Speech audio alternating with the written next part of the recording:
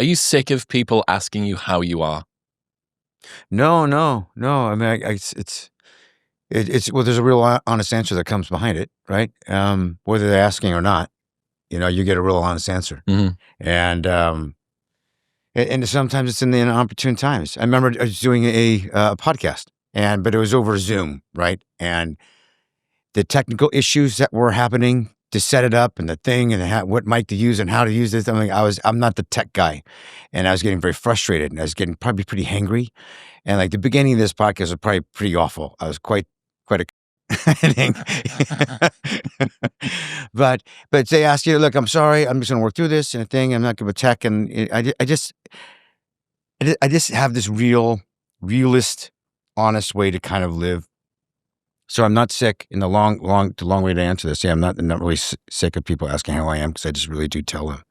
And if they do care about, if it's about the recovery, or if it's about just sort of my health or even mental health, I don't care how they intend it. I just sort of explain kind of how I am in a really truthful, honest way. It's quite beautiful. Have you always been like that? I've always been pretty direct, but I don't think I'd be as open and revealing. I'm much more open and revealing because of having to focus on myself so much. Why do you think that is? No time to obfuscate or sort of play the social moray game? Yeah, I was never good at that, man. I'm in a crowd of people, I'll get anxiety, and, I'd have to like medicate with alcohol or something to sort of calm the nerves of being around so many people. I was thinking if it's going to be a fire, so many people are going to die and people are going to get hurt. People are kind of terrible to each other in large crowds. Yep. The more people in a room, the respect level for humanity kind of diminishes. Yeah, the more humans they are, the less humane they are. Exactly. Yeah. And I just refuse to be in that environment because I think it's disgusting. That behavior, I'm very affected by it and very sensitive to it. So I just choose not to be in those environments. It sounds like you've got, I don't know, a little bit of a nervous disposition. I think I would say that that's my kind of background too. Thinking, sometimes overthinking, looking for potential errors and issues, and maybe being a little bit sensitive to the energy of what's going on around you. Definitely very sensitive. I've always been an observer and quite insular in kind of my thoughts and things. I'm not a talker of small things. I can't really have any quite small trivial talk. I certainly can have a good time until jokes and but most of the conversations I have are quite in-depth. They're quite thoughtful, or spiritual, or psychological, emotionally driven, connective sort of tissue, not just sort of like, let's just talk about whatever the Starbucks order. I mean, I just don't belong in that conversation. You know what I mean? But that's just me, right? So I just, when I know those things about myself, I just try to put myself not in those situations so I don't set myself up to fail. Is there a challenge with wanting that level of openness, that level of emotional connection, vulnerability, but also having an additional level of scrutiny? Lots and lots of attention, press, people caring, so on. These kind of two things that are a little bit at odds there. Yeah, but not now. No, it used to be, because the platform was to be a famous person talking about a movie or some work you did. This is not that, right? I'm here today to talk about health and wellness and overcoming obstacles, and it's nothing more human than. So it feels much more personal. Yeah. It's more, I think, exciting, because I think there are willing ears. I don't have to force, hey, I'm here to tell you about this Avengers movie. And here there was a lot of willing ears for the Avengers movie. Yeah, there was a lot of willing ears, but I couldn't really talk about anything. And then, you're kind of, not you're selling something, but you're kind of selling something. Yep. This I'm not, man. I really am not. And there's,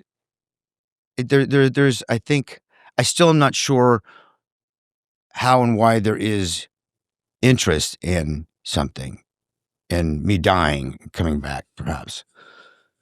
I don't really know what's interesting. I can tell you why it's interesting to me. When you know why it's interesting to me is that I'm not fucking dead.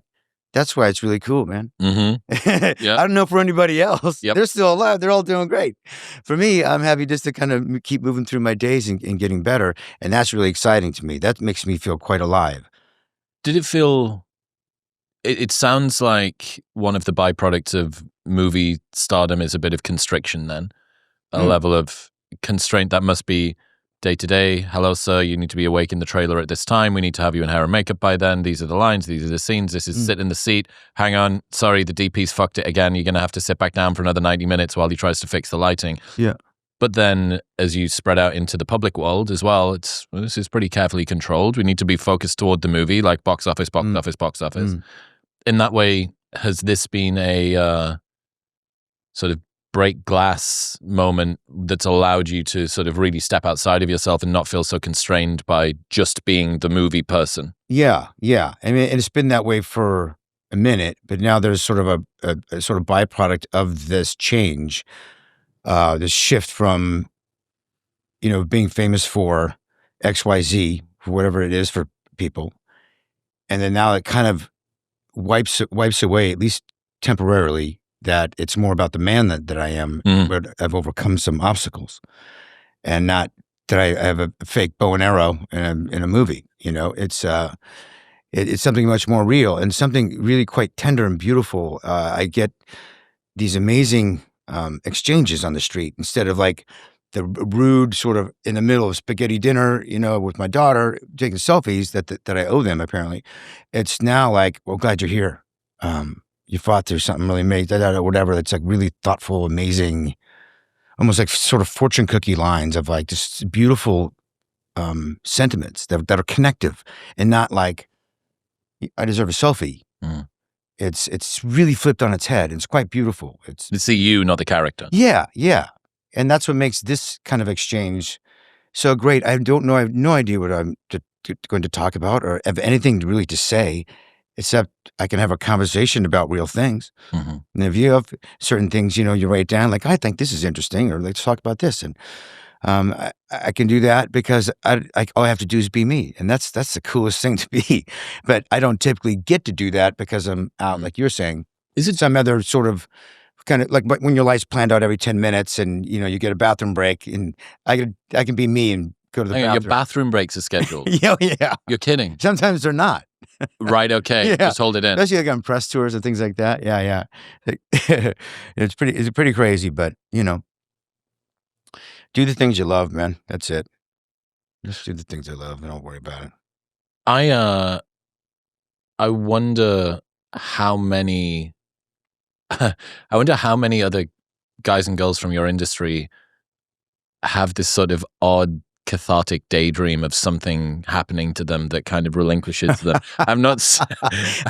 Don't fuel up the kids. What is it that you really admire about Jeremy's career? Yeah. Well, the Avengers thing was all right, but that bit where he got ran over by the snowplow, that really was peak moment. It is. It really is, man. I mean, I highly recommend it. At least if the outcome is my outcome. Yep.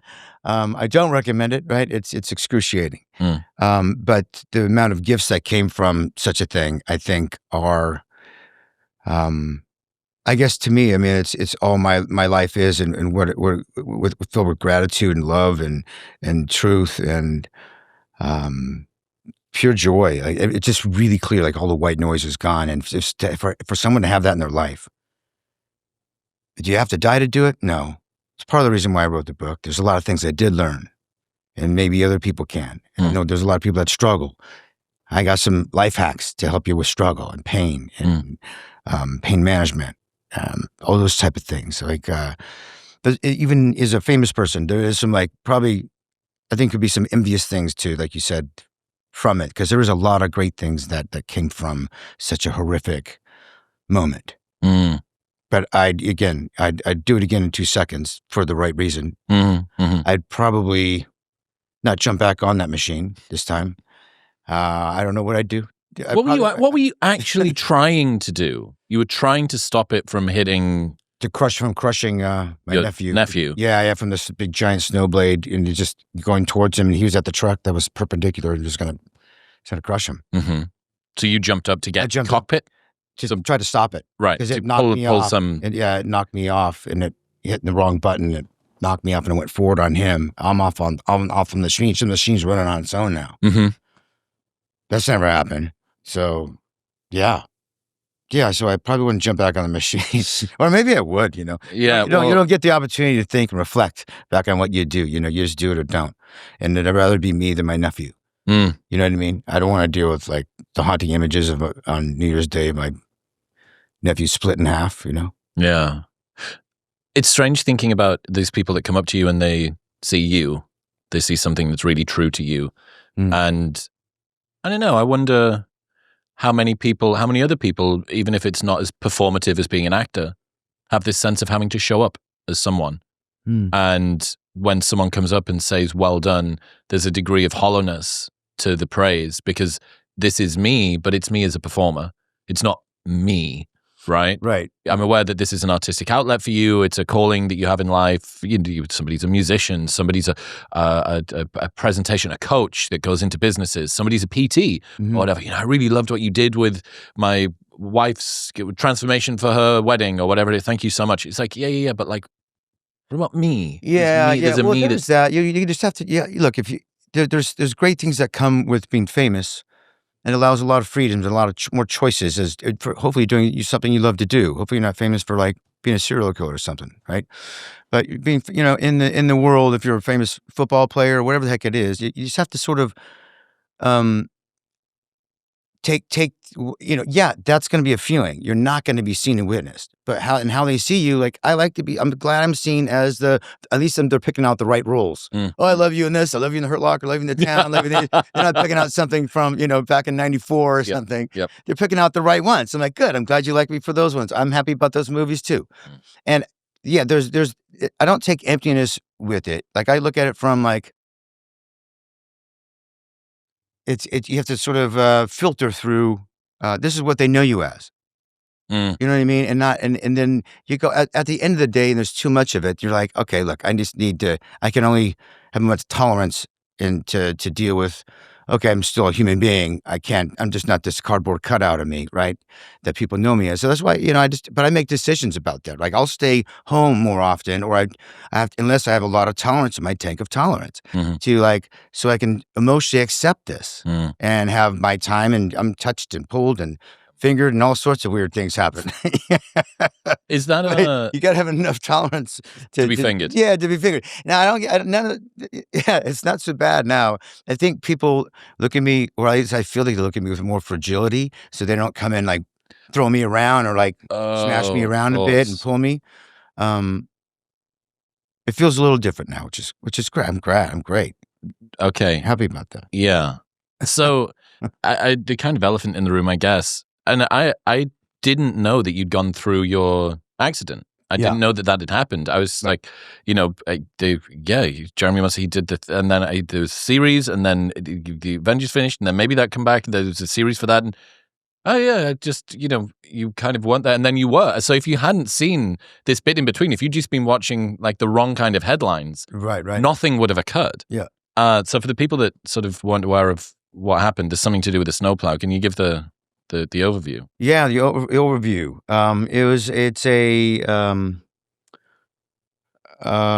well, how do I overview? It was hard enough to recount to write the book, but it was now I got to write the trailer. Okay, so and the setting's in Lake Tahoe, and it's New Year's, and we always have my family in New Year's, and we were snowed in for a few days. Sort of Armageddon, Snowmageddon, we called it, type of thing. So we had no power, no electricity, nothing. And we were having a great time. But New Year's Day, it was going to be sunny. So I had to clear the driveway so we can get out and get some fresh air and that type of thing.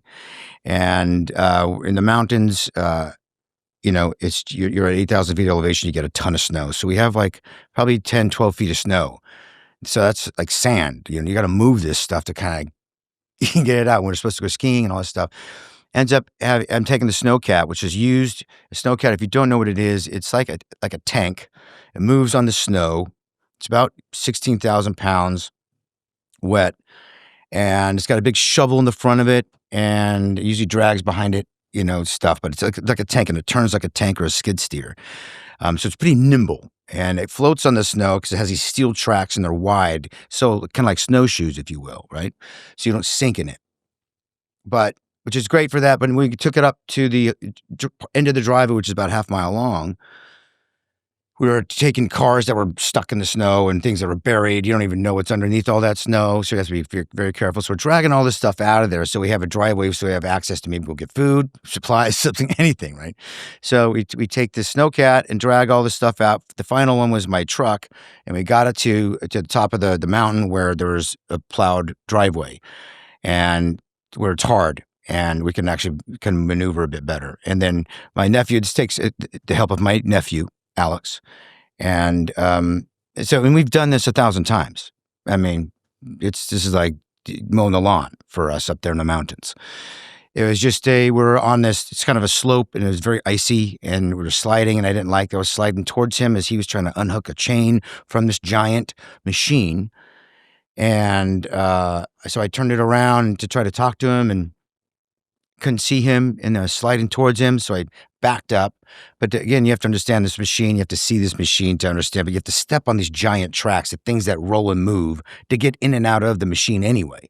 There's no little platform, there's no ladder, there's no nothing. You just have to jump onto the giant metal tracks, and then you jump into the cab to start driving this thing, right?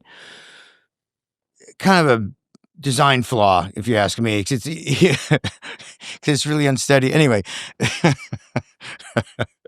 it's not really a pedestrian type of vehicle. This is a commercial vehicle for ski slopes, right? Right. It's not typically people aren't hopping in, hopping out, and hooking a whatever. Yeah. It's a shift. Yeah, exactly. Yeah. And so it's just one of those things. You have to step out to try to talk to him, to hear him, and all these things. At any rate, and there's a little toggle switch on the steering column, and that's what'll move it forwards and backwards and put it in neutral. And I just keep going backwards just so I don't slide into him, because I can't really see him. And then in doing so, I'm stepping on the tracks, hit the button wrong, it threw me off, and now the machine's rushing towards him. I have no idea. I know he's between the truck, and that's 10 feet away. I get up as quick as I can, and I just quickly jump back on this machine, or try to jump back in the cab, leaping up and over 3 feet, these spinning tracks. And then, I don't make it. And I get caught underneath this machine, and it crushes me. It rolls over like a tank would run over a log. Just, doesn't think, just does it. And it didn't crush my nephew, which is great. But that would have been a real double whammy. Oh yeah, that would have been terrible. Yeah, I mean, Would my body slow it down a little bit? Probably not. Probably not. This thing will climb up a tree. This thing, it's gnarly. Fuck. The power of this machine is quite insane. It's impressive. You need it. It's the only thing that'll kind of operate in that kind of snow, those kind of crazy conditions. And so, at any rate, you can edit this the way you want, but then at the end of I break like 38 bones, my skull cracks open, and my eyeball comes out. I can see my eyeball with my other eye. I can't breathe. I'm awake the whole time during this thing, and I have to survive for 45 minutes on the ice till I get hella lifted out of there. And a lot of the book tells you about that experience, because there's a lot of things. There's a death and coming back, and there's a lot of mindset stuff, a lot of fortitude. Mental acuity is what got me through. Physical, there's a lot of things that got me through. But the power of the mind, the body is wonderfully responsive to your thoughts, to heal itself, to hurt itself, whatever. But it's pretty amazing what the mind can do. Did you have a practice? Meditation. Oh, yeah. Did you have this prior? Yeah. Right. Okay. Yeah. How do you think this situation would have been different, or how well do you think that your practices in advance contributed? It's hard to know. I mean, that's why I had to reflect. That's one thing that was very cathartic about this book, is just reflecting back on what prepared me for that situation. I've been in not near-death experience situations before, but I've been in high adrenaline situations. Do your own How stunts. do you react? Yeah. Well, just how do you react to things that, car crash or something, somebody gets hit on the freeway, and what do you do? Or you either react, or, you go into shock, or how people deal with the flow of adrenaline rush through their body, right? And I've always been challenged, and I've always come out clear-headed in all those adrenaline rush situations.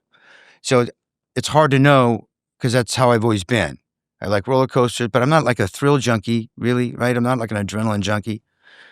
But I just know how my mind reacts in those situations. I'm always very, very clear-headed about it and an actionable person. So that helped. And then, there was like breathing. Breathing was like, you say meditation. Well, I was in Lamaze class when I was 12 years old when my mom was pregnant. So, and that all Lamaze is preparation for birthing a child, mitigating, pain, managing your pain as is very, very painful for a woman as she's giving birth. So you use these short breaths and all these sort of things, mental, feeding them ice chips and keeping their attention away from their cervix, right? And do all these sort of things. I learned that at 12. I didn't know that was going to save my life on the ice as I got ran over by a snowcat, right? But that was huge in it. That's all I was trying to do. Look, if you can't breathe, what are you going to do? Look for your next breath. You need to breathe. I saw my eye. I'll worry about that later. I saw my twisted legs. I'll worry about that later. That'll hurt. Didn't then. I have to find my next breath or this is all, I'm a goner, right? Everything will start failing. I'll lose consciousness. My organs will fail. I'm dead. So, there's a lot of things I think prepared me, but I can only reflect. I can't say for certainty, right? How could we?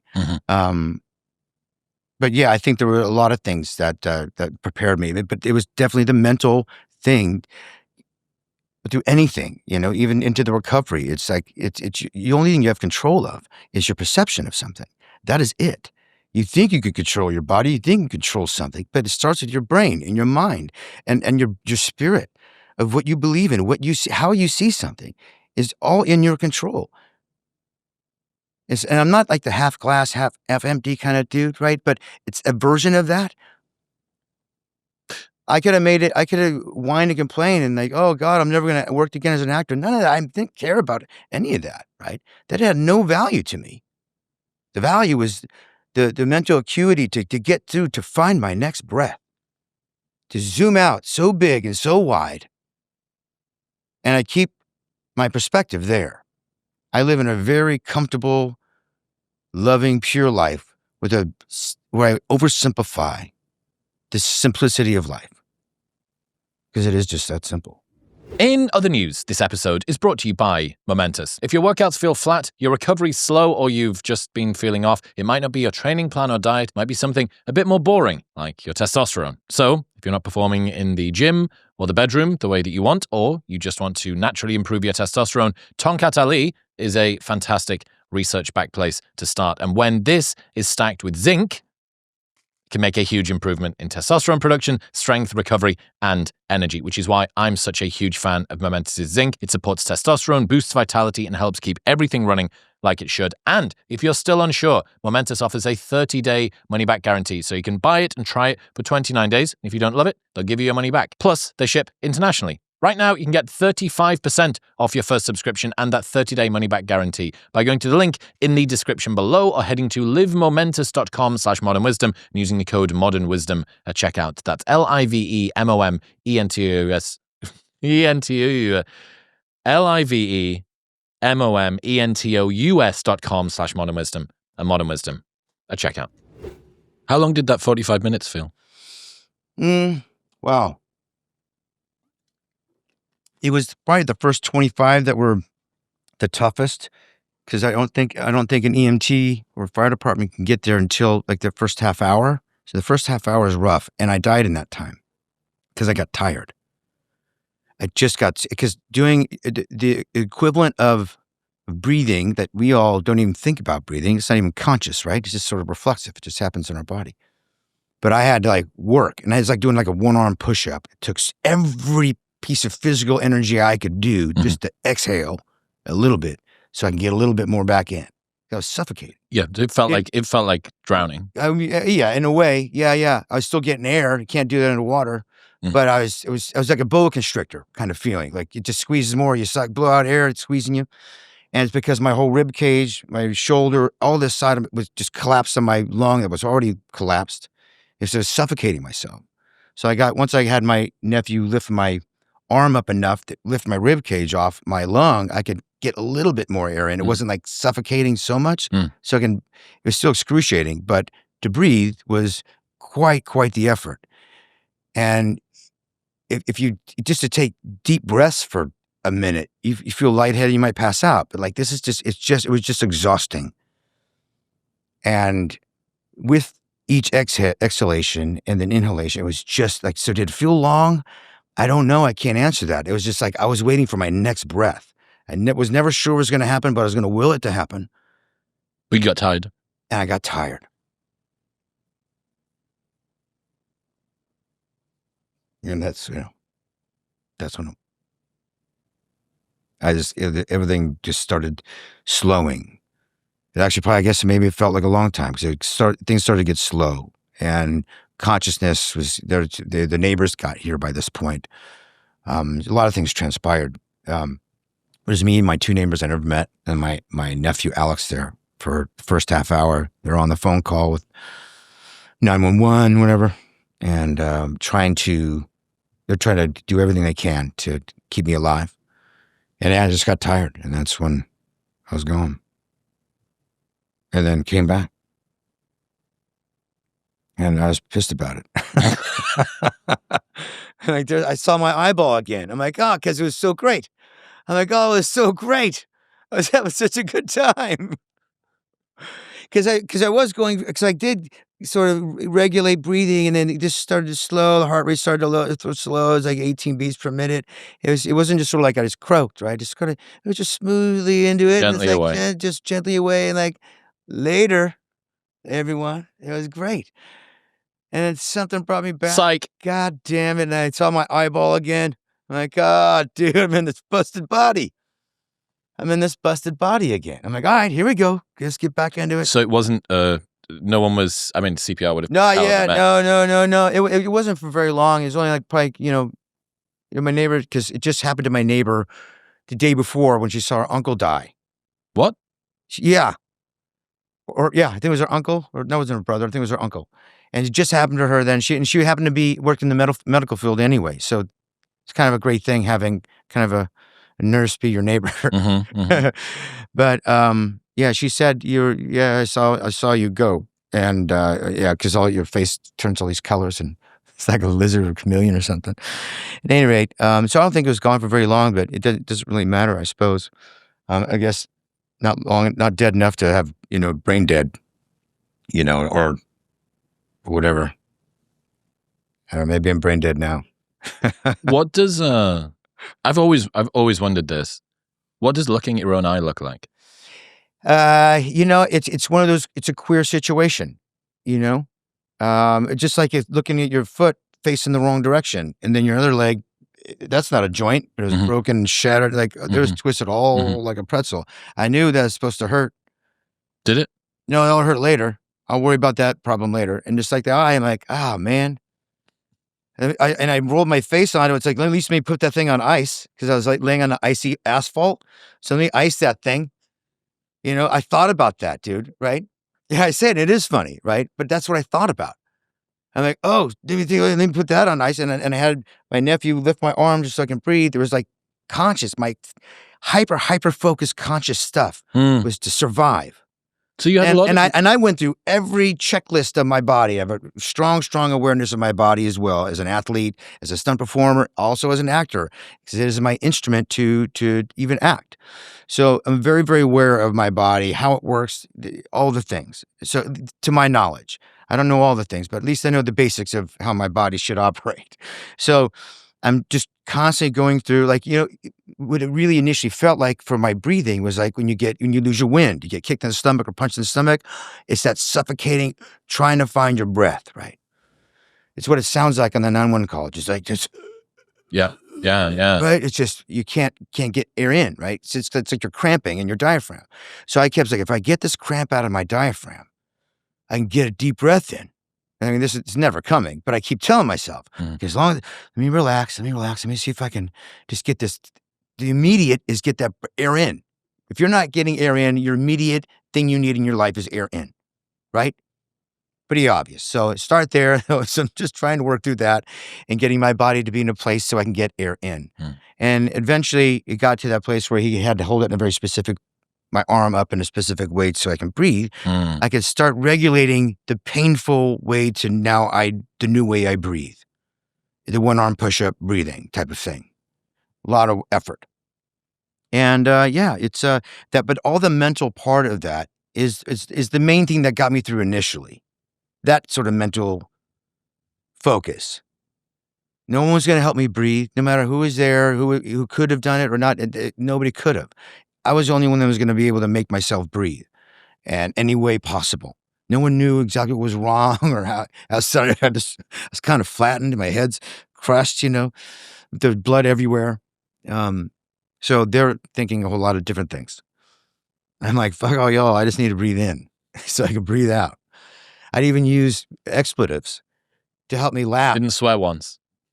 Oh, I had all these. Yeah, it was hookers, whores, and hamburgers that I would scream out because the huffing of the H sound would make me laugh. Hooker, right? I had to do that to get air out so I can suck air, and also have a laugh. That's my eyeball. That's my twisted ass legs. Yeah, I already died. What else needs to happen? This is my body. It's my body. I'm owning it. So those are the sense of humor I even had, if you can, in that horrifying, drawn out 45 minutes. And then you get it. There's no like rule book. There's no like directions and like how to overcome something like that, right? We're not taught how to do anything like that. You didn't have a blueprint beforehand. You just do what you can do. What do you got? And say yes to everything. Do whatever works, right? It's fascinating how much mental clarity you had. Yeah. You had to. I was dead. If I passed out, I'd have been dead. I wouldn't be sitting here. I'd be dead. They're too far high up in the mountains. No one could have gotten to me. Oh, of course. You're so high up in the mountains that even breathing normally, I imagine, is a little bit more difficult than most normal people. 8,000 feet. Yeah. So maybe my body's also prepared for it. I also have, higher amounts of oxygen in my body because I do work on that stuff. But there's no one thing. But the mental part of it was the one thing that did get me through at least to the next exhalation. And then that it bought some time. I came back for whatever reason, and then the paramedics got there shortly after, and then they had to, do the crazy thing in your chest. They stab your chest like it's some movie or something. And what are they're trying to reinflate the lung? Either that or release pressure. Right.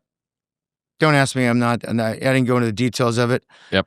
Even after the fact, I had to worry about other things than the scar on my chest. I could care. Couldn't care. But they come in. It's the guy that's choking on something, and they put it's kind of like pen that in thing. the neck It's type. pretty much like that. Yep. And I'm like, oh my God, that happened. Right, great.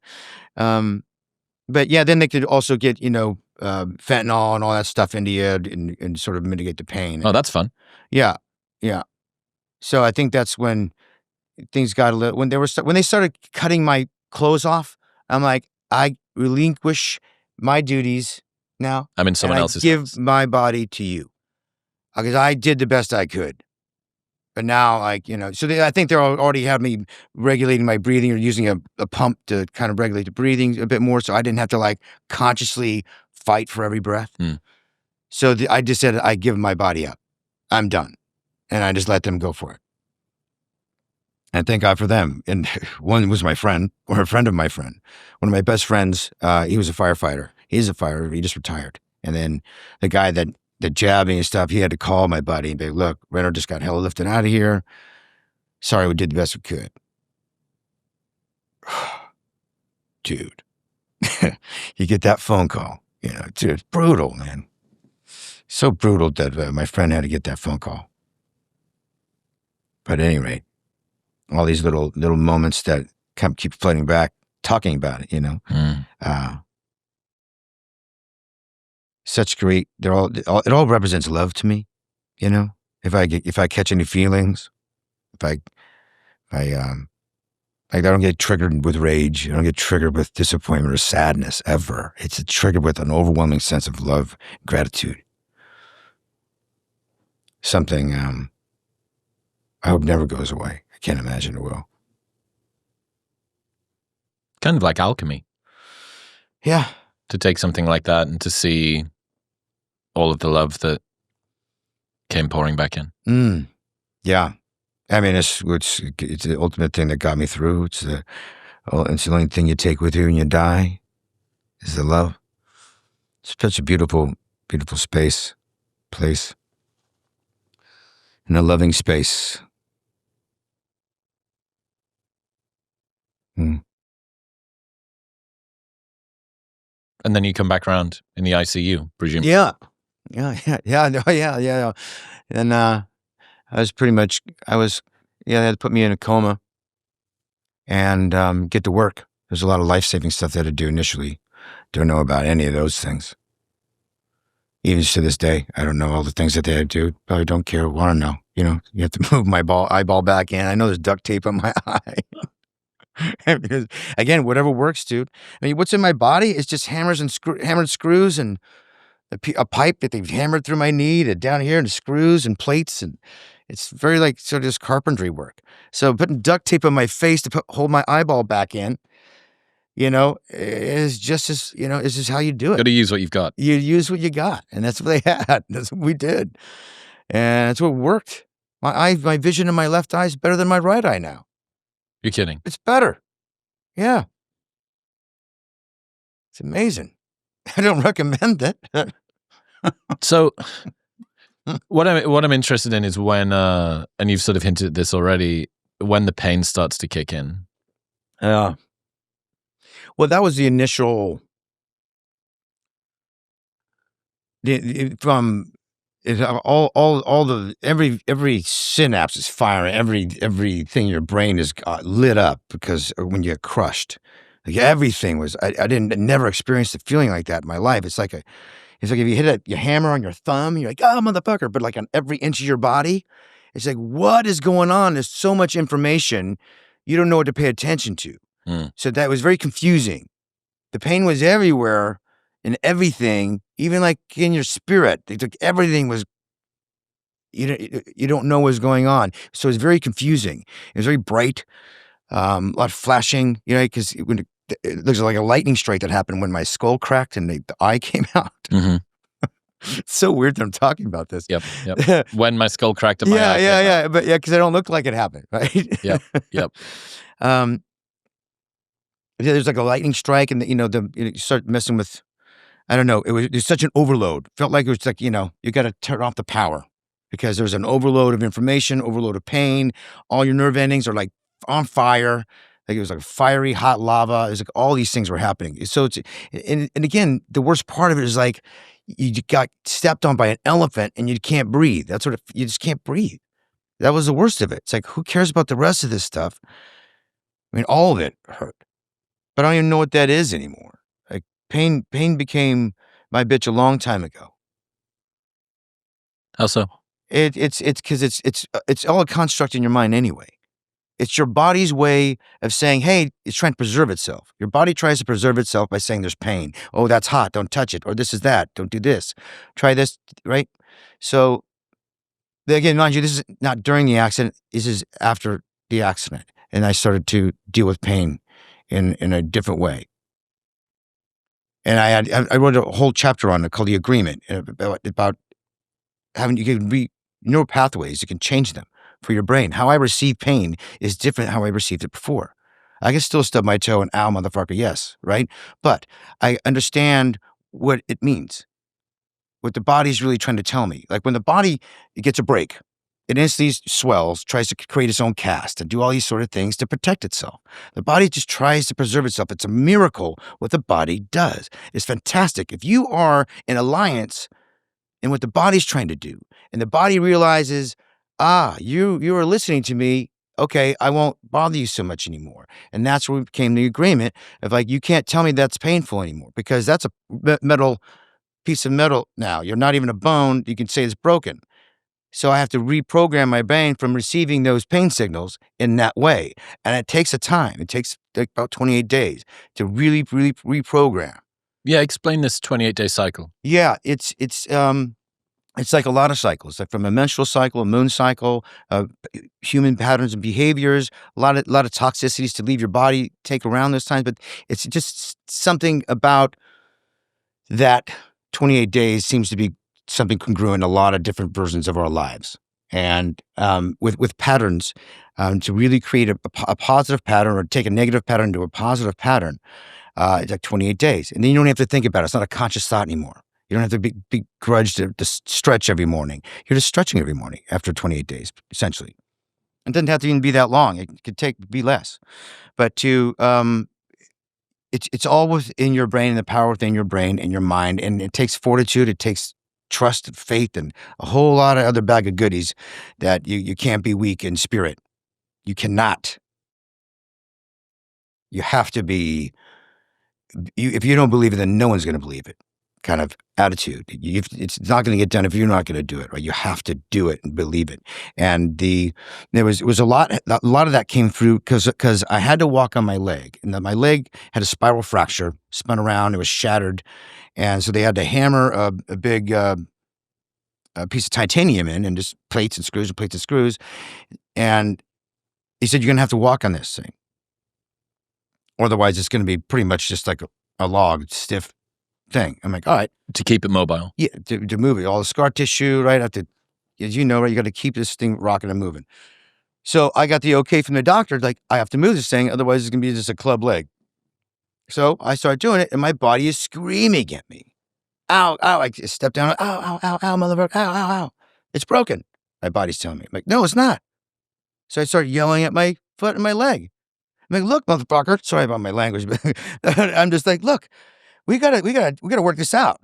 The doc says you're not broken because you're a piece of metal now. Like, I'm literally talking to it like it's like my appendage of my body is like a scorned lover or something, or like a bad dog. Naughty dog. Yeah, you know what I mean? It's like, what are you doing? Why would you cheat on me? Yep. You know what I mean? You're betraying me. Essentially, it's such a betrayal. And so to be so crazy enough to talk about my appendage as a separate thing, Yep. you know, it was opened up to this idea that I have to really change. I have to change it because I know with all the things I'm telling you I knew before. I have to really work this out. I'm literally arguing with my leg every day. I'm arguing with my leg many times a day.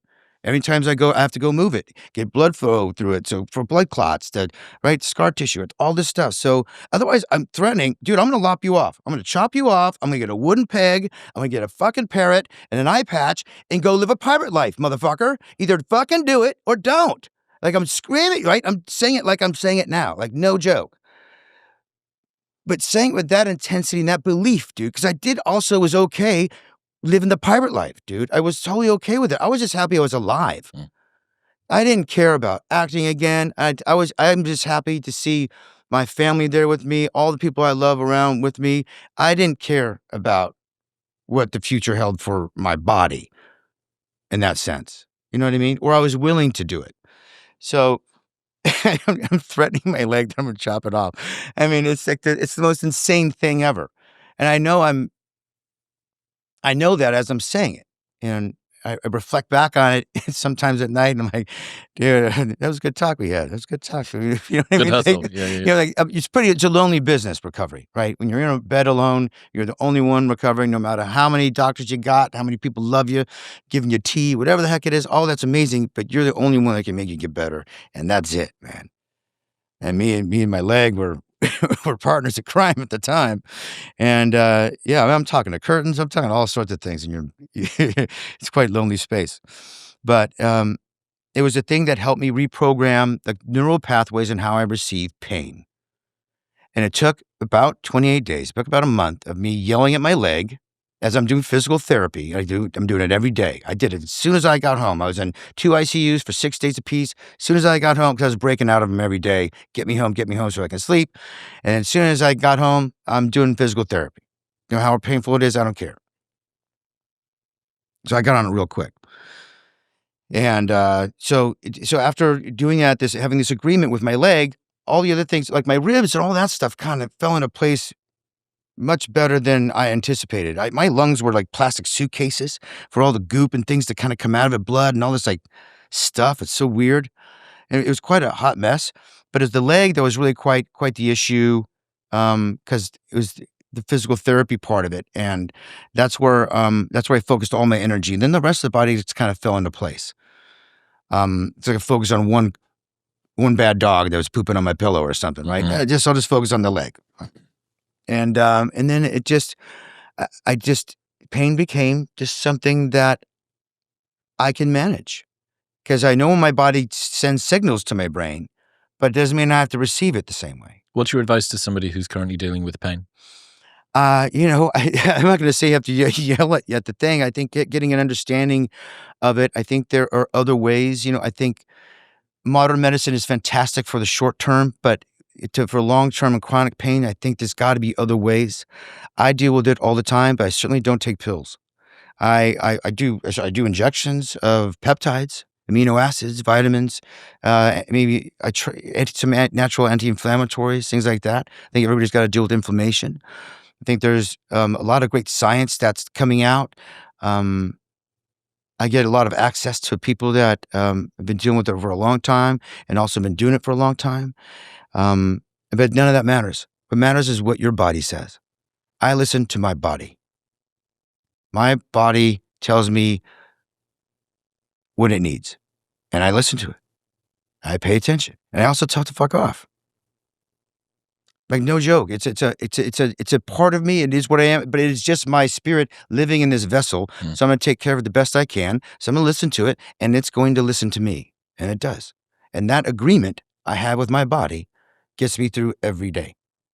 How do you know when to listen to it and when to tell it to fuck off? It starts to scream at me a bit. It's the volume that it reaches. It gets a little louder, or it's actually not even that. It's repetitive in nature. Not just something like, it's not just an afternoon or a stiff morning. It's just a fleeting. It's just like, oh, this has been a week of this repetitive thing. I'm like, all right, I gotta help my body out here. I'm not doing something right. I'm doing something wrong. I'm putting something in my body, or I'm not. It's something else, right? The body, like if you have an injury, usually some other part of your body overcompensates and that kind of stuff. So you have to really kind of watch the whole thing.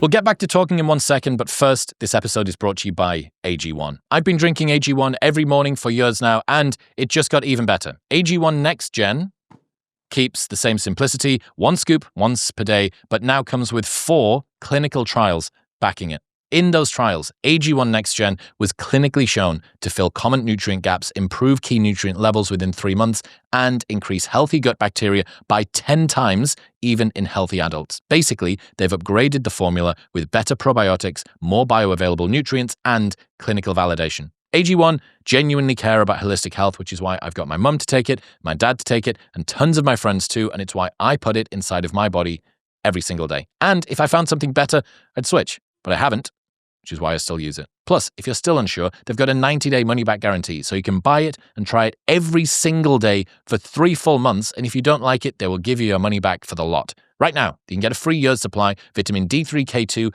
and 5 free AG1 travel packs, and that 90-day money-back guarantee by going to the link in the description below, or heading to drinkag1.com/modernwisdom. That's drinkag1.com/modernwisdom.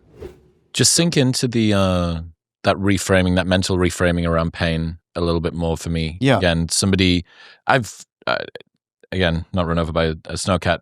Full Achilles detachment. Fuck. That was out of here. That was a Terrible. motherfucker. Well, here's the thing. See, singular to any one of those, it's way worse than getting ran over by the snowcat. Because there's only one thing, and it's. I was tested to my limits, to my death. So nothing else can, I don't pop both my Achilles tendons right now, like, whatever. I'll limp out of here or waddle out. Right, because the worst thing that's happened to you is the worst thing that's happened to you. It's like, all right, this is going to be a terrible year. Yeah. I didn't know that already, but they'll reattach. They can probably do it in 6 months now. They got the Aaron Rodgers machine they can do. Like, Yep. But my point being, with that for me, I resonate an awful lot with the loneliness. I think. Oh yeah. I think this is one of the things I really want to get an insight. Yeah, patience from around you. Patience, The role of patience and how you deal with loneliness, how you remain sort of mental fortitude, and you sink into that. That's interesting. I think especially for you talk about the Achilles tendon, because it is such a long ongoing thing. And then 12-month recovery, man. It's a real injury. Yeah, it's a real damn injury, dude. It's like no joke. Like you could break any bone and you're done in a month. And people aren't really that conscious of it, and because usually you're just playing sports or you're just getting out of bed and it could pop, right? It can happen anywhere. Usually you're doing something kind of athletic, just playing pickleball, And Mine was cricket, which is a Yeah. much more British way to do it, but yeah. Either way, usually it's not a sexy way to have such a gnarly injury. But anyway, so people aren't caring. Like, people cared a lot about my injuries because they're very aware of what happened. Like, oh yeah, you're playing cricket, you know, whatever. They kind of maybe make fun of you for it. But there is a real loneliness in that. So I gamify recovery. I gamify my pain. I gamify that loneliness, meaning I set goals. Daily goals was always like, as long as I'm better than I was the day before. And it don't have to be a high standard. It's just like, I move my elbow an inch more than I can move it the day before. Victory. Right? So at least it's progress. It's this. Now the setbacks are fewer because you don't set such a crazy high goal. I'm going to run a 4.540 at the end of the year. You know, it's like, come on. Then you're going to set yourself up for disappointment.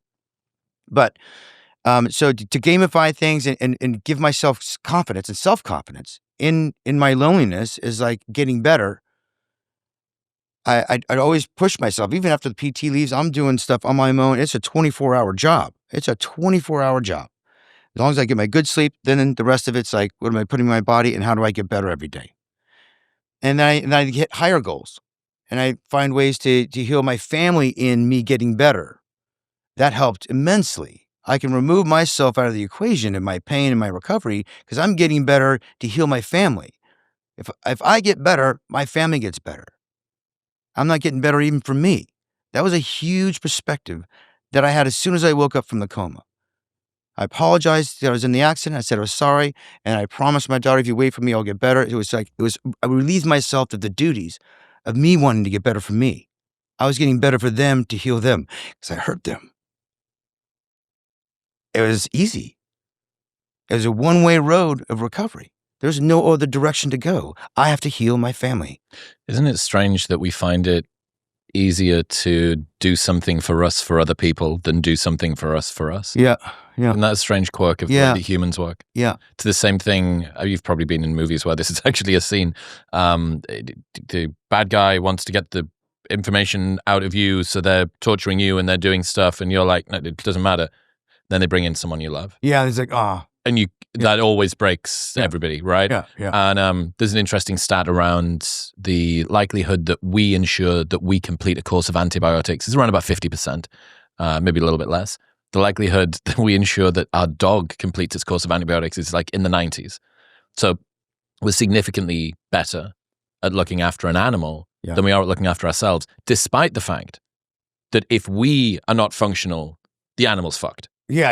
You know? Yeah. And again, with this, it's so interesting that we can use somebody else, as other people, group of other people, as the motivation for our recovery. Yeah. In that way. Yeah. Well, I think it's something I think it's within the limitations of, in a perspective, it seems like it's the limitations of a human experience, right? But it's also an act of love. I mean, the fuel behind that is all love. So in a spiritual form, that is just what, we are to be anyway. In the human form, it's us protecting ourselves, like the body's trying to protect itself, right? And, we try to protect each other. We were social creatures. We're a thing. We try to, right? Ultimately, people are good. We're just not in situations for us to be good to each other, right? Even if you are doing this because you're going to help to heal your family, you don't want this to be the defining, lingering memory of what happened, etc. The recovery is still on you. Finding the solutions is still on you. You're going to have, and it's also still my body. Like, I'm not going to hobble around the spinning rock for the next 100 years because now I'm titanium man. Get out of here. What you're laid awake at night a couple of weeks, a couple of months in. It's just one of those normal days. It's been an all right day of rehab. It's been an all right day of whatever, but you're kind of deep in the hole. And where was your mind going to keep your motivation to keep driving you forward? I always focused on the things that were better. Now, not every day all of me was better, but some part of me was getting better, and that's all I cared about. Just sitting up was like a giant milestone for me. Not peeing in a jar That was a great victory for me to go bathroom moment, right? Just whatever it was, I kept things really simple. And I made it okay. That's an amazing thing. So, because there are days that aren't great, and there's a lot of people that might get stuck in a rut of. You don't even have to be in recovery. I mean, you can just have a bad day and just like, but your brain, right? It's not. You can't let it wallow in that. Just get up off the couch, go move your body, oxygen through your system. It'll help you navigate something just to make a different choice. And it'd been easy for me to like not have any positive thoughts about things, man. There's not a lot of help or hope to grab onto. So I just built the things that I could grab onto. Like I said, I kind of gamified things. And I guess I was just filled with such gratitude, but I wasn't going to ever have a low bar set. Right? There's that duality of it. It's like, I wasn't going to like, oh, as long as I can just kind of walk or like, no, they said, if I walked again, if I did, I'd walk funny. They said, you're never going to run again. I said, I wish you would have told me that. I heard it from my family later on. I would have been running faster earlier, just at that challenge. Right? I'm also that guy, that fuck you energy. Yeah. Well, or to challenge me because I know what I can do and I know what I can't do and I know my limitations. And sometimes I always try to exceed what I can or can't do. You have to go to such extremes of your obsessions to really grow. Like what cold plunges do for the body and like even extreme hot does to just the nerve endings in your body. You use a lot of heat, vibration for pain. So talking about pain, heat, high vibrations, great for pain. Were you using like power plate stuff? Power plate stuff because that gets really, really intense vibration. That's great to like just numb the nerve endings. A really hot bath and What's the reason why when you stub your toe, like you said earlier on, why do you rub it? It's because it's really difficult for the body to receive multiple signals at the same time. Yeah, and it just confuses all the nerve endings seemingly, and I don't feel it. It's why I got off pain medication like that. Yeah, what was your relationship? A lot of people have injuries way less bad than this, and that's the beginning of their road down the dark path. I'm glad I had it. I'm glad it was there. It was necessary. I mean, goddamn, was it necessary? But I think it was like when I got home, switching from epidurals and IVs and all this stuff of writing intravenously, to deal with your pain management. And then going on just taking pills, taking Oxycontin. You get behind on that, you're kind of screwed because then you realize, oh, it's going to take a minute to get through your system and what's the bit of advice I was given after my surgery? Never chase the pain. No. You've got to get out ahead of the pain. Yeah. You got to stay ahead of it. Otherwise, you get behind. Oh man, it's gonna be a bad day or so. Yeah, it was. So that happened once, maybe twice. But then it was like maybe 4 weeks in when I was home, and I had a night terror. My mouth was broken. Everything, so many breaks in my face and my head, and my teeth don't align. So I had a night terror, and then when your teeth don't align, it's easy to crack a tooth. Yep. And I cracked a tooth. Then I felt pain. I'm like, wait, I'm on Oxycontin, and this is breaking through. It was breaking through. Yep. So I'm like, well, then what do I need that Oxycontin for? And the gabapentin.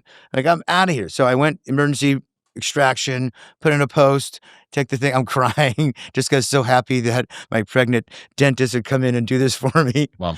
And got home and I said, I'm getting off. I'm not taking this stuff. I took it for the next day for the tooth. And then when that felt good, I just said, I'm cold turkey this stuff. And then I cried for like 3.5 days straight and shivered in cold sweats and the whole thing. Because coming off the pain meds. Tell me what that's like. It was way worse than the accident. Why? Because how bad coming off that stuff is. It was just like uncontrollable crocodile tears. So emotionally just out of control, crying. And it wasn't sad. I was just crying. I was doing PT, just doing his bands and stuff, just sobbing. I just couldn't stop sobbing. And, I was shivering. I was so cold. I had to get all these electric blankets on me, like I was coming off heroin or something. It's actually because I guess what it is or something, right? Oxycontin. Anyway, after the 3.5 days, I talked to the pain management guy, the doctor, and he's like, "Yeah, you can't do that, dude. No one does that. You got Don't to just wean cold off turkey it. it. You need 2 weeks at least to kind of wean off of it. Both gabapentin as well. All your nerve endings are like feeling everything right now." I'm like, "Yeah, I know. I'm freezing. I'm shivering. And I'm crying." Well, why don't you? It's okay if you do a little bit. I'm done with it now, so I'm just gonna stay off of it. And thank God, I got to shake it. But wow, what a terrible thing to be hooked on. Mm. Wow. I mean, if you need that, because then your body gets numb to that kind of stuff anyway, and then you need more of it, which is the terrible thing to it. So it's like you need to get the fuck off that stuff as soon as possible, is my recommendation. Find other ways. And high heat, high vibrations do tremendous things to your nerve endings to mitigate your pain. And it allowed me to sleep. That's why I'd take a super, super hot bath as much as I could stand. And then vibrations, like on the parts that were really kind of just giving me some achy sort of Were you feeling. sitting on a power plate or? No, I mean, I was too fragile. I was still too fragile at that time. I do it now. Yep. But I did like they have a roller that's a vibrating roller. Okay. Super intense. Just rest. I put both my knees put it under both my knees or both my ankles, ankles and knees. Boop, night, going to bed. Amazing. Wow. If you have any ankle or knee issues, as long as it not breaks, as long as if you're healing from a break, you can do it. But great for nerve endings, tendons, to get blood flow, circulation for your things that are hard to get blood flow through, like tendons, right? Pretty tough. All the cartilage areas, all our joints, are all going to fail us anyway. But I just got every joint screwed early on. So what were the take me through the big recovery modalities? Sort of what contributed to your rehab, and because you seem to recover given how intense and sort of catastrophic the injuries are, you recovered really quickly. Yeah, I became obsessed. I had to become obsessed at recovery. It was my main focus. And it was awesome because my life was freed from any other obligations, even parenting. Sadly. So I have to get this so then I can go back to being a parent. So I can go back, right? So I became obsessed like I said, it was 24 hours a day. That's all I focused on. That's all my brain energy went to. That's all my thoughts went to. Were all recovery, healing, getting better, even dreaming of my bones growing over this metal pipe, all this stuff. It was just I was all in with every part of my body, even in my damn dreams, about recovering. So the obsession. And then it got to a place, maybe just a few weeks later, I didn't have the plastic suitcases for my lungs. And then I'm sitting up in a thing and I'm in a wheelchair and I'm moving around. And once I got mobile, I'm getting more blood flow in. Now I'm just getting better faster. And now it's maybe 16 hours a day of obsession. And then reduced to 12. And it kept getting less. By the summertime, it's 8 hours a day. I have to start my morning, routine, and all the things, and just keep going. And then what my body allowed me to do, that was just sort of like not recovery stuff. I would do life stuff that was like recovery stuff. I'd go walk in the sand. Great for your ankles and stability and my hips and knees and all that stuff. But at least I'm outside in the sunshine at Lake Tahoe, breathing in the air, getting my feet cold. That's the biggest cold plunge in the world. That thing is freezing. And just going there, and that's awesome. Right? So I can do that. So now I'm just doing 8 hours, and I reduced it to maybe 4 hours by the time I started going back to work. I'd have to commit to 4 hours a day. Hyperbaric chamber, put O2 throughout my body. Red light therapy was huge. I still do these to this day. And all that, between the high heat stuff and the vibration, the red light, infrared beds, and the hyperbaric chamber, I'll do those for the rest of my life. What peptides were you using? Thymosin alpha, thymosin beta, BBC? Thymosin, BBC 157, some MOTS-C, I love MOTS-C. Huh? MOTS-C is great. Yeah. And there's TB 500. There's just a long list of stuff. I had to do hormone replacement stuff because my testosterone was at 200. I had to get that up because I was going to get some energy. So then I'd get in the gym instead of falling asleep in the gym. So that helped regulating that. Because again, I'm 54. And at that time, no one tells you how to get old, but I guess my testosterone was super low.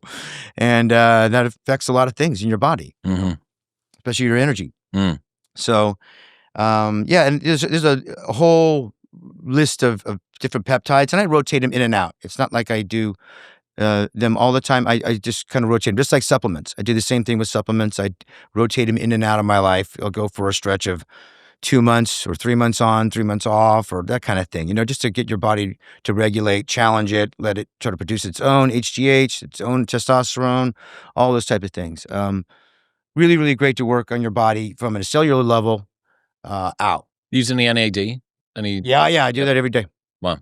Every day. Sub-Q? Injection. Yeah, sub-Q, and also IM, and I don't do it through the IV because it just takes too long to go through that suck, It's not nice. It's not nice. Sub-Q NAD is... I feel that, dude. It's like a shot of coffee. It's really interesting. Yeah. And I also feel like the light version of it can do your stomach. Like, oh, gosh. But it's only for 10 seconds. It's not nice. For like it's nice once it 25 goes. minutes. I had this theory about NAD that one of the best parts of NAD was it finishing. It wasn't actually the effect. It was like, I've just been in so much discomfort. Yeah, precisely. Yeah, exactly. Yeah, because I don't know many things that you put in your body that immediately make you feel good.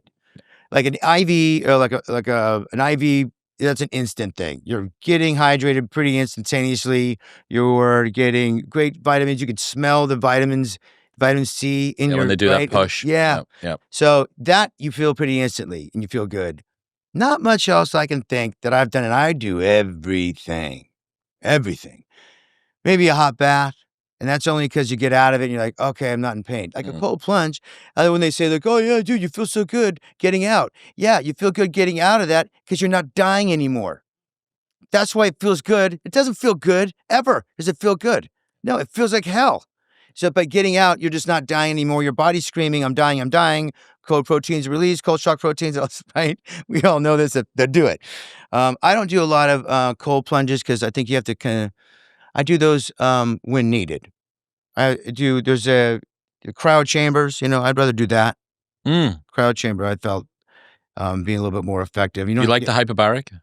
Hyperbaric, I love it because it does take a little bit more time, but I can do I can do emails, a cup of coffee, because I can sit in a chair just like this and not just sit there and be like, I'm in some treatment.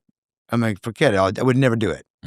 But I'll just biostack in there. I'll do a red light mask in there. I'll do whatever I can to do multiple things because I do many things all throughout the day, How is it? Like, again, I would have these things on right now. Yeah, well... but it'll mess up with the mics. How is it that your face looks like your face? Why does your face look like your face if it's so much destruction? Was it reconstructed? Interestingly enough, nothing. The only skin that broke was on the back of my head, and that's where all the blood was gushing. Because when it got ran over, it went to my cheekbone pressure and the back of my skull here. That was where the rollover pressure went. So that's why I broke this cheekbone and it floating around. It broke my orbital and then my jaw. So this and then my jaw broke in 3 places. And then the crack here. All the other marks on my body are scars from the surgeries to put the metal in. So it was more the insides of my body that were crushed. And luckily, like one of my ribs poked my liver, but that because it broke in 2 spots. So there's a couple gaps. There was 14 breaks in only 6 ribs. So several pieces of my rib cage were just gone, floating. Yeah, just missing around. So, what was it we were talking about? I can't remember. Oh yeah, my face. Why did your face look like your face? So once the swelling went down, they can see where the real damage is really just to my jaw because it's hard to fix your jaw. Apparently. And also my teeth got pushed in, the molars, so nothing sits right. That's still the same case now? Yeah, forever. Wow. Yeah. They can't palate expand? I think we'll be risk losing the teeth. Yeah. Yeah, I'm going to lose them all anyway from all that trauma. Hold on to them. So I'm going to hang on to them while I can. And I still got a decent smile. Everything's fine. It's just when I bite down, it's like chewing and eating is just not that enjoyable. You got to be careful with what foods you eat then? No hard things? I'm only careful with foods I eat, just what I want to put in my body, And I'm not really a stickler about things, I'm just conscious about what it is. But yeah, I like eating steak, but I don't try to chew on stuff too much. Like gum, will never chew gum. Like I put a gun in my What a mouth. price that you're going to have. Yeah. Yeah. I'm interested in how. But so anyway, the swelling, it was your eye. How does that go back in? There was so many ways that I should have an eye patch or a glass eye or something at this point, right? Because of the orbital nerve didn't get pinched in the crack. The internucleal tissue, no damage to like essentially anything behind the eye or any of the nerves. It's a miracle. It's a miracle. The best way that this could have happened. It's a miracle. Essentially, it's just like moving it back in and duct taping it, and just swelling went down and it started operating again. Yeah, it was crazy. Yeah, so I think I mean, there's a little unevenness with. I don't care. My face is my face. I still look the same, I guess, for the most part. And there's no like plastic surgery or anything that had to happen. It was all internal. Like they put the plates in my eye and my cheekbone. He said we don't have to do it, but because your face is, you're living, we're afraid maybe you'll lose your cheekbone if we don't support it with a metal plate. And they just went inside my mouth and cut open all under the skin and put these plates in. Wow. So then, and I had screws in my skull and then my jaw to kind of rubber band it to heal the jaw. And then that was it. And then that was it. It's pretty harrowing how they get these screws out, though. They just get a screwdriver from Home Depot and they just rip them out. Before we continue, if you haven't been feeling as sharp or energized as you'd like, getting your blood work done is the best place to start, which is why I partnered with Function, because they run lab tests twice a year that monitor over 100 biomarkers. They've got a team of expert physicians that take the data, put it in a simple dashboard, and give you actionable insights and recommendations to improve your health and lifespan. They track everything from your heart health to your hormone levels, your thyroid function, and nutrient deficiencies. They even screen for 50 types of cancer at stage 1, which is 5 times more data than you get from an annual physical. Getting your blood work drawn and analyzed like this would usually cost thousands, but with Function, it is only $500. And right now, the first 1,000 people can get an additional $100 off, meaning it's only $400 to get the exact same blood panel that I use. Just go to the link in the description below or head to functionhealth.com/modern wisdom. That's functionhealth.com/modern wisdom. I'm interested in how you avoided becoming a victim of this. How would I ever be a victim? Well, you've had this thing happen to you, which you didn't choose to. I wasn't even victimized. How could I be a victim? You understand how this yes narrative plays in people's but minds. I'm telling you my perspective. Mm-hmm. That's how. And if ever I have been victimized, I'd still never be a victim. Certainly doesn't even apply to this incident. I made the choice. I don't regret my choice. I'm only saddened and by that I put so much terror in my family's life. My nephew cannot unsee the things I did not see. He saw the blood gushing, holding my arm, squatting to hold it in a certain position for 45 minutes, my eyeball out, legs twisted up, just calm, cool, collected, partial shock. But he can't unsee it. And along the long list of all the other things that have happened, transpired because of it. So there's no. It's always my perspective, and that's what I have control of. And I refuse to be haunted. I refuse to hobble around. I refuse to, and it's not going to happen.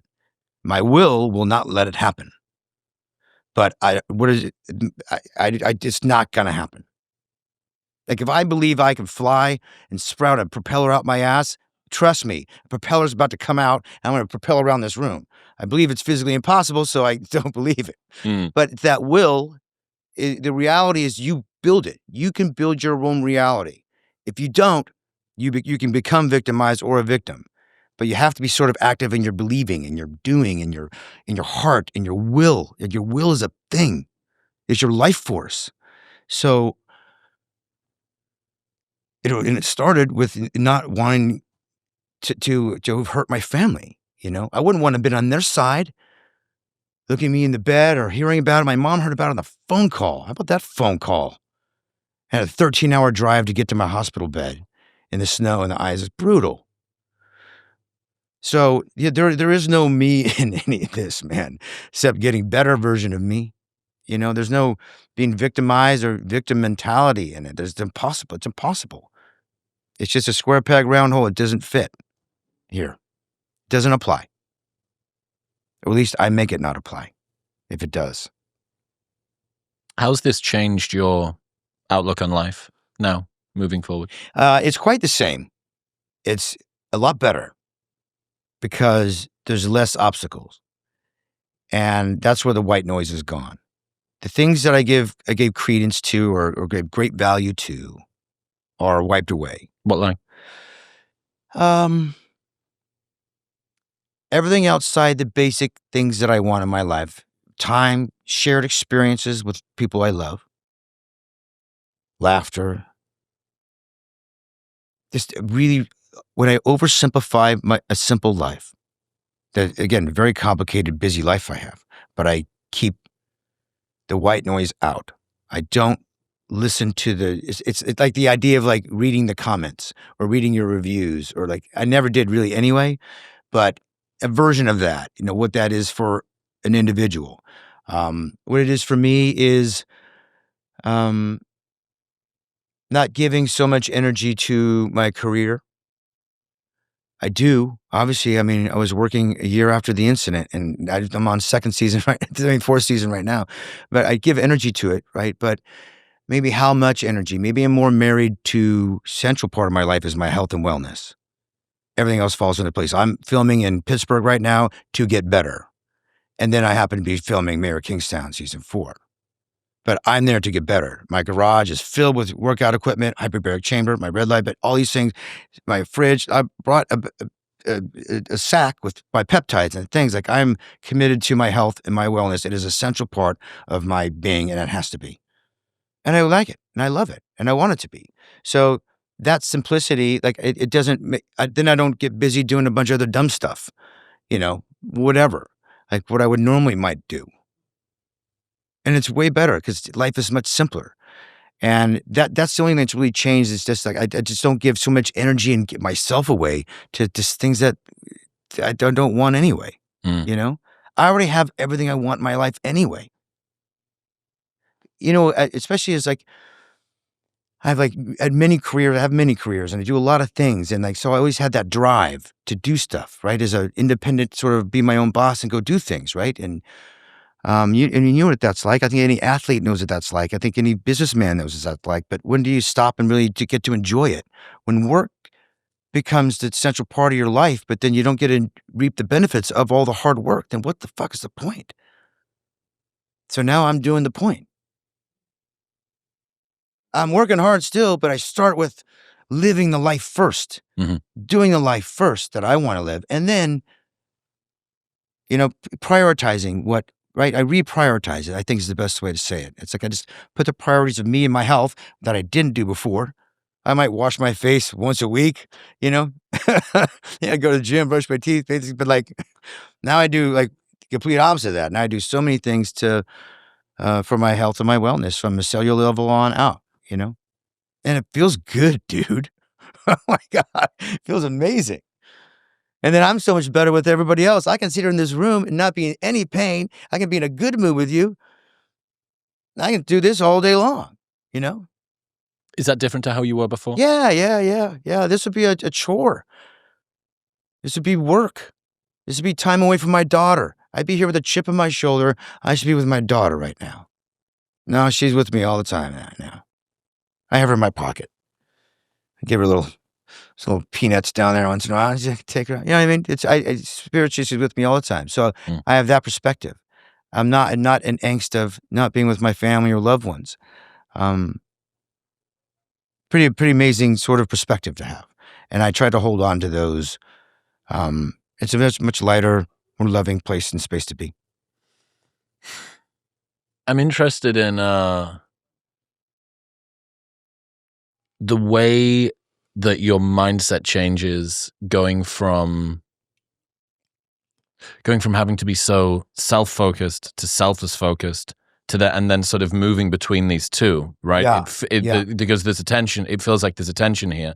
You're showing up to make yourself better, to help to heal everybody else. You've got you that also needs to be served an awful lot. Yeah. And yeah, it feels like there's a dynamic that's going on here between the Yeah, parents. I don't know what the future holds, to be honest with you, brother. The giant shift was, which is it's hard to say, because it's to me, it's like an airplane, right? And you use pressure in the cabin, right? And the things come down.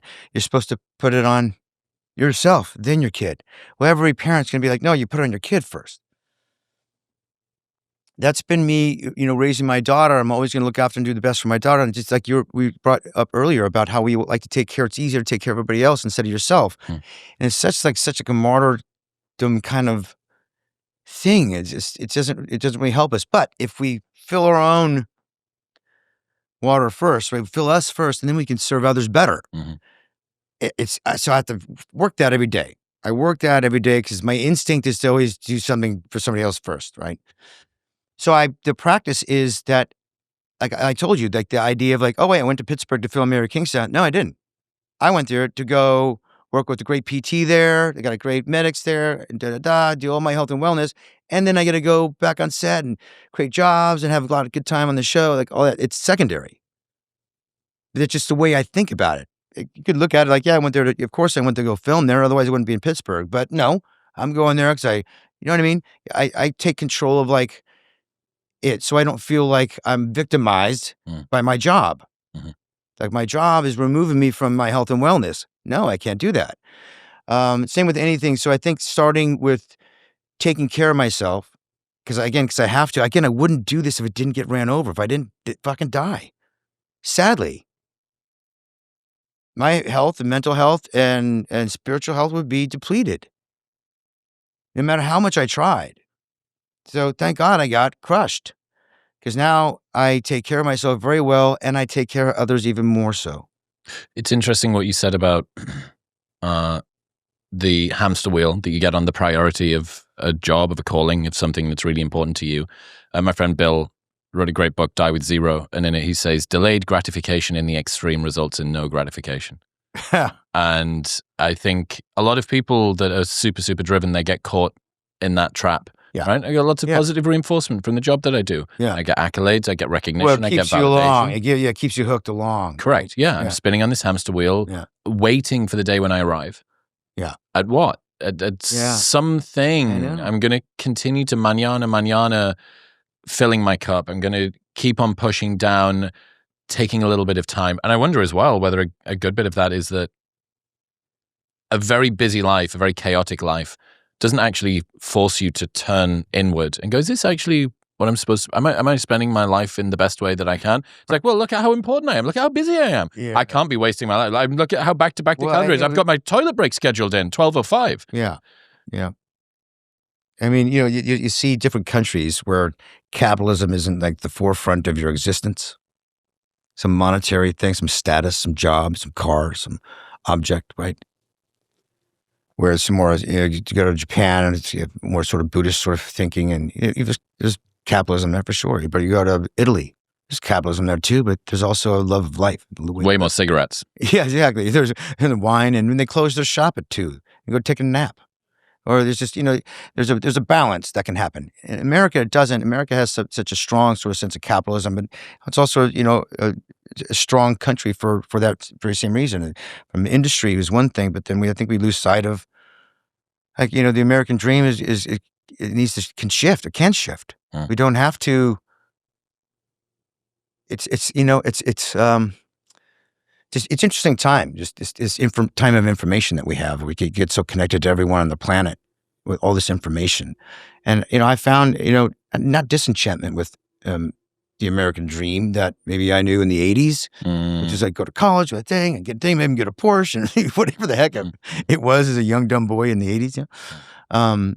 It's certainly shifted as I've matured as a man and now gotten older, but I have no regrets.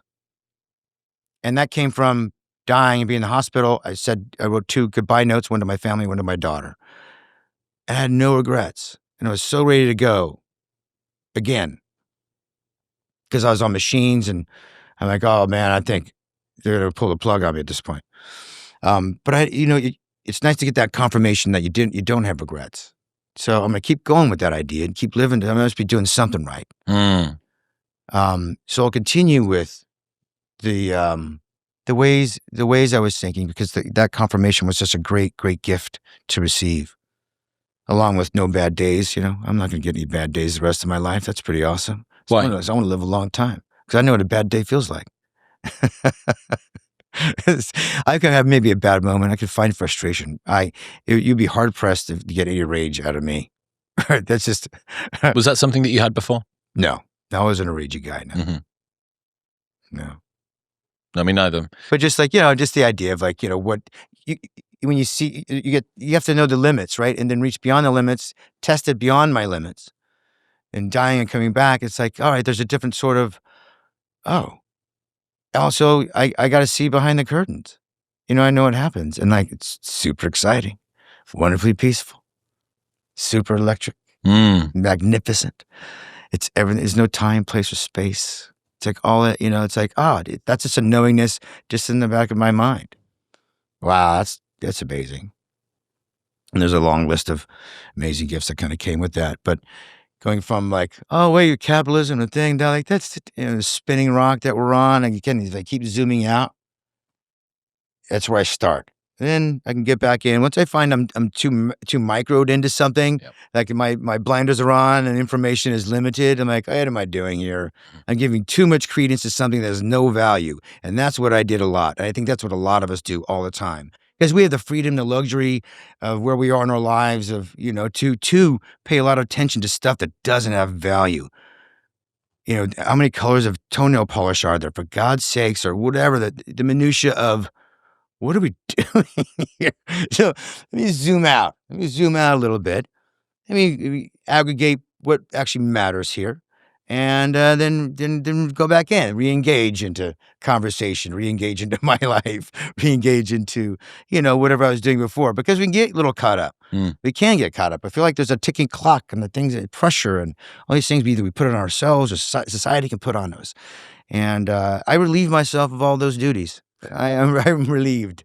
A quick aside, you've probably heard me talk about Element before, and that's because I'm frankly dependent on it. For the last 3 years, I've started my morning every single day with Element. Element is a tasty electrolyte drink mix with everything that you need and nothing that you don't. Each grab-and-go stick pack contains a science-backed electrolyte ratio of sodium, potassium, and magnesium with no sugar, no coloring, no artificial ingredients, or any other junk. It plays a critical role in reducing muscle cramps and fatigue while optimizing your brain health, regulating appetite, and curbing cravings. It's basically a magic elixir, and this orange flavor in a cold glass of water is how I've started every single day for over 3 years, and I can genuinely feel a difference when I take it versus when I don't. Best of all, they've got a no questions asked refund policy with an unlimited duration, so you can buy it and try it for as long as you want, and if you don't like it for any reason, they give you your money back and you don't even need to return the box.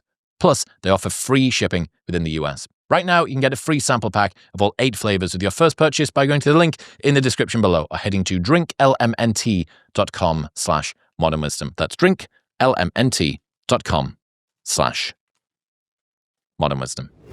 How do you think about balancing your desire to be professionally a very competent actor, pushing your limits creatively in terms of the way that you show up? Because that does require obsession with the micro. Sure. Right? You win in the weeds when it comes to stuff like that. Yeah. Especially, I'm sure there'll be more movies and I think that'll take time. I think I can swallow the idea.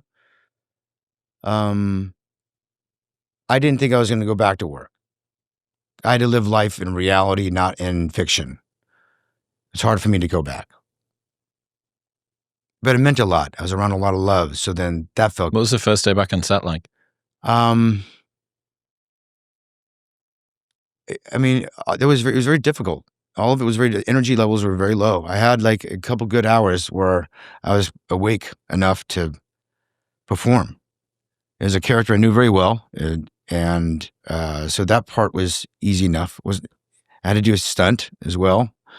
A little challenging, but worked through it. But all the working through with stunt guys and even the director all set up the cameras, do that. It was all just acts of love. So that was what felt great. Everyone was happy that I was back, so yeah. I took it as it felt very loving. and a very loving set and an amazing group of people. So that's why I'm back again, Mm-hmm. you know, and it's pretty awesome. And I think to me, it's also to make a statement. I was tired of, just doing recovery. I got recovery down to 8 hours at that point a day, and I had to reduce it to about 4 hours to start working. But I said, I think I'm ready. I think it's time. I got to get back on the world. I can't just be, some like gym Recovering rat, for some recovery's recovery sake. rat. Like a gym rat, it'd be like a recovery rat. I mean, that's all I'm doing. I'm obsessing on recovery. I got to do something else. I got to participate in life. And like, why not do it with these people? There's a kind of fragility associated with that focus on recovery that never actually leads to you going back out into the real world. You know what I mean? Right. Well, that's also, it becomes kind of futile at that point, right? Well, then what do I get to set my goals to do? I think I was ready. I was definitely very social all throughout that, so I was getting fed that part. But just to kind of get it back out in the world. And the world was really wonderful to me, insularly with the set. And then even people I met out about, I got wonderful treatment by people wherever I went. And wow, that love that I would get just filled up my gas tank to get better, get stronger, do better, be better. And, but it all starts with me. I'm not doing it for anybody, right? I'm filled with the things I need to do for myself.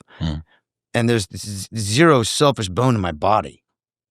You know what I mean? And I always had that. And I don't know if you too, or if it's just a general thing. It feels selfish to take care of yourself so that, I need to take care of everybody else, right? I don't know if that's, but it certainly does. It doesn't even come across. There's not a selfish bone in my body, and I know it no matter how much time I spend on myself. You know what I mean?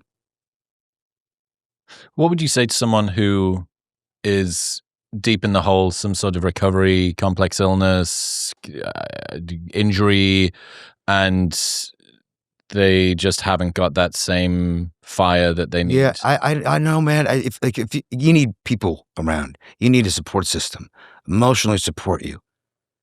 Even if they're just there in the background, you hate them. You hate hearing their voices in the other room as they're playing games. And my family was doing that. I didn't resent that. I would just love hearing their voice there. The rumblings in the other room as I was in there with rubber bands and stuff and doing my thing. They'd be happy if I wheeled out and joined them. But there's always love and support. You need a community almost, maybe that's why they have like, treatment centers. There's lots of other people going through struggles. But you're not alone, right? You have to believe that you're not alone, and you can't do anything all by yourself. And that kept pushing me to keep going because I had a lot of help, and that help I interpreted as love, and that was just all the fuel I needed. So I would say find support. If you're just a person alone in a hospital, wow, you got nurses there, you got a team there that's trying to help you, help them help you, help your body help you, create, you're not alone because you have your body. Create as a separate thing. It's a new girlfriend or new boyfriend, or whatever you want it, new dog. It's a new separate entity that you get to work with.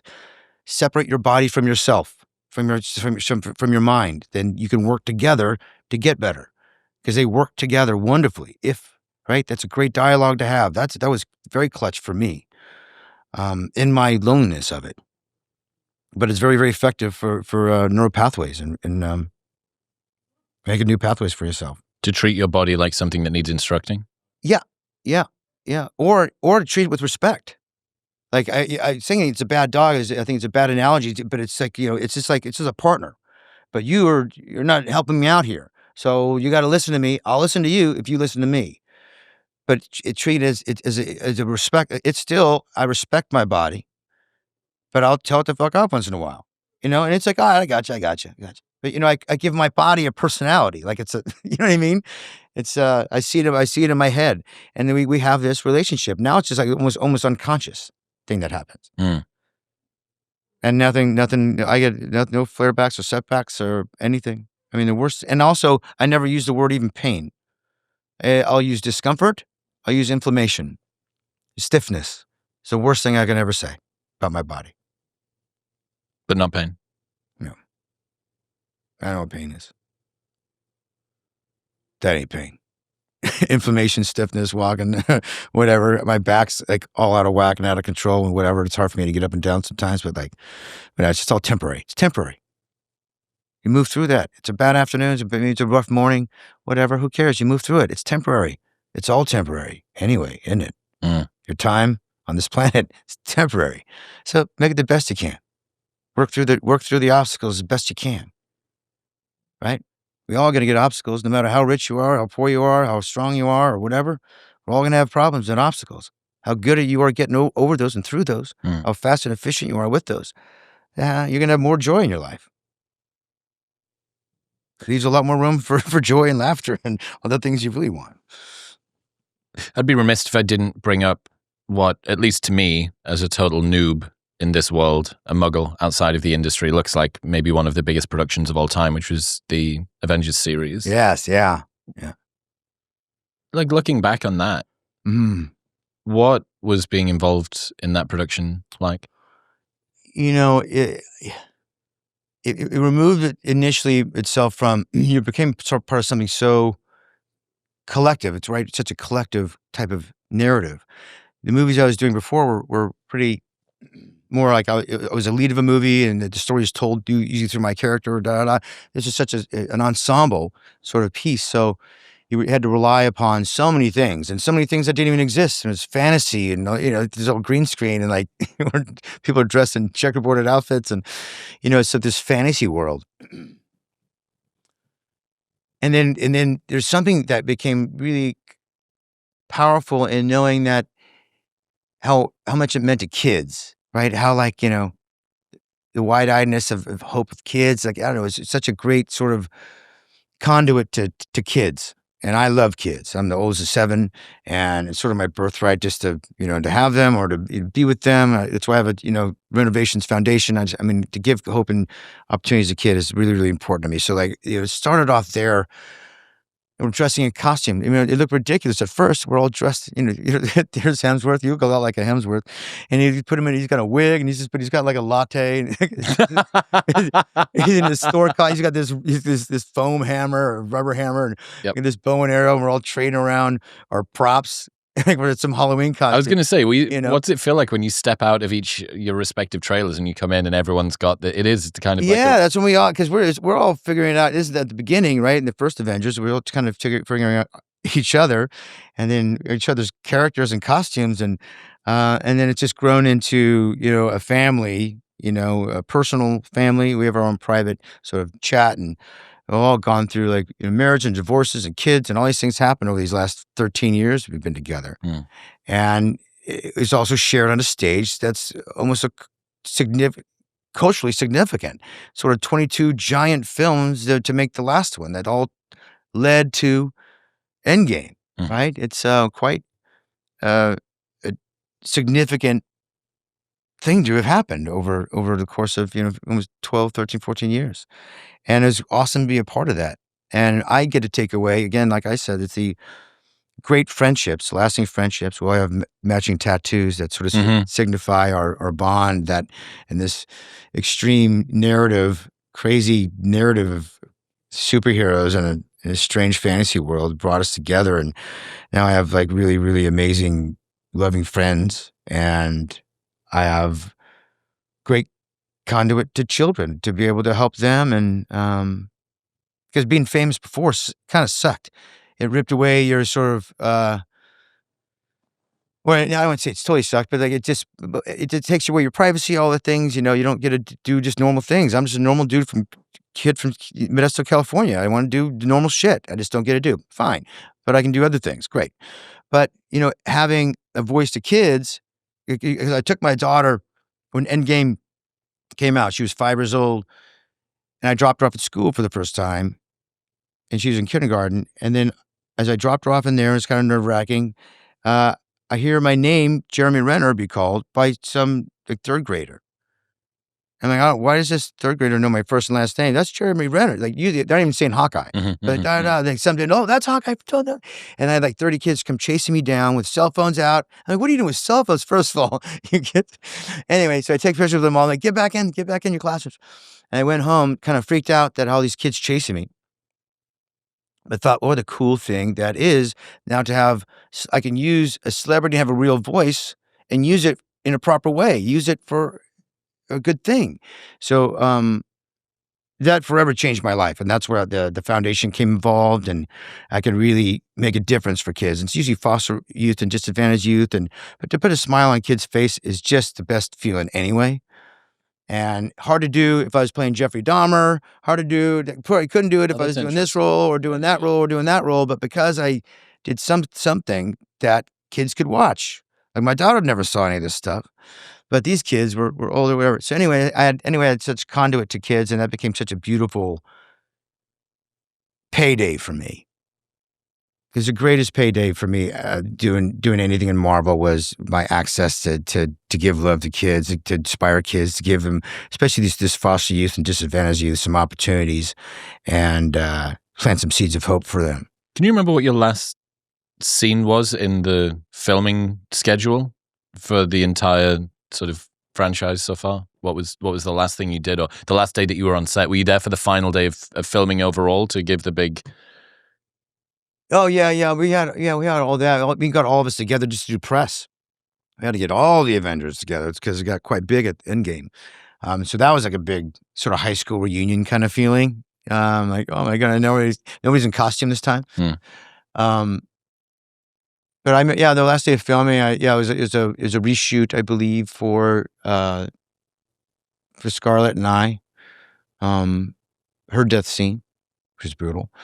But I also did the Hawkeye series, so then that continued on. Kicks it on, yeah. Yeah, that kind of continued on, and because I love to continue on, but mainly continue on because I like the character, and I think we can do a lot for more with kids with it, and I want to affect a lot of kids. So, was there ever a sense of poetic irony that Hawkeye, given that one of your eyes was out of your head and on the floor, did that pass? Probably other stuff to focus on during that 45-minute period, but yeah. No, that didn't come to my head. So what are you focused on now? What's coming up next for you? Well, I stay really quite present. I kind of try not to let my future get a hold of me, because it did in the past. So I focus the Renovations Foundation. I have a couple camps that I'm doing. It's grown quite significantly, which is great. A lot of support, a lot of community support. So I'm really focused on that as outside of my mental health and physical health. And the foundation is probably second in line as far as priority. That's a bigger scope of something. And all my family's involved in the foundation as well, which is so killer. It's given them a real direction in life as well. My passion to help kids. So it's really easy. And my sister, running it. And then work-wise, I have a movie coming out later this year. I'm excited about the Knives Out. Is a third one in that. And then Mayor Kingstown's continued on. People seem to really like that one. It does well for Paramount Plus. And I'll probably do one more season for sure, it seems, if people still like it, which I think to do is going to be a pretty killer season. But outside that, I'm building a house. I'm always building and designing and doing those things, and trying not to get too busier than just that. That's a pretty booked year. I'm trying not to work anymore for the rest of the year so that I can go focus on the foundation and helping that grow and that sort of stuff. So those are the important things to me. And my family, of course. I can't wait to spend the summer with my daughter. She loves working with the foundation and helping the kids, and it's pretty cool. Pretty cool to see her growth as an emotionally intelligent creature. She's a lovely, lovely human. My daughter's become out to be. So very proud. I'm happy for you, man. Yeah, thanks, man. I'm really happy. Jeremy Renner, ladies and gentlemen, dude, you're awesome. I think being able to see somebody sort of publicly go through a challenge like this is really important. It really is. Yeah, I'm glad. I'm glad it became a public thing. I'm glad. I mean, I never wanted it to be, because I woke up and then it was like, but I was gone for a while. But by the time I woke up, it was like it was everywhere, right? And like that was a private moment between me and my nephew with my family on my driveway. It's none of your damn business. And but I guess I just kind of leaned into it and just made it they made it public. So then I shared a private experience with everybody, and it was wonderful. That's where a lot of the narrative grew from me being a man or a brother or just a friend, or I wasn't the actor anymore. I was just somebody that went through something they might be curious about or not, or just someone that's had a lot, right? So I'm really glad it became such a public thing. And I'm glad me being very private, typically shared a lot of sort of milestones that I had through social media or through the press. The press is very like, whatever I said on social media, they just went out and printed everywhere. And I'm glad I created a lot of wonderful relationships with the public, with fans, that you can't just, I'm so glad for it. But I tried to do the Diane Sawyer thing and then say, okay, here's what happened. Now let's move on. Let me get back to it. No. Right. That just the beginning. Write the book, do the interview, speak to the I press. wrote an album, all this stuff. So even like with this book, it's just only going to be a chapter. It's not going to be, I'm letting this go for the rest of my life. I'm never going to let this go. It's just always going to be part of now my DNA. It is for me. And, the importance of it will be maybe less in public, which would be good. But it's something I can't just shove away anymore. It's just now become a central part of who I am. And I'm thankful for that. Maybe don't do it again. I'm not going to do that again now. I'm on the snowcat again, but, I'm just, I'm not let that thing haunt me. That's not happening. Jeremy, I appreciate you, man. Yeah, thanks, brother. Appreciate it. Ooh, tasty. Jeremy Renner made it all the way to the end of that episode. Well, why not watch the Indian Hawkeye, Naval Ravikant, right here.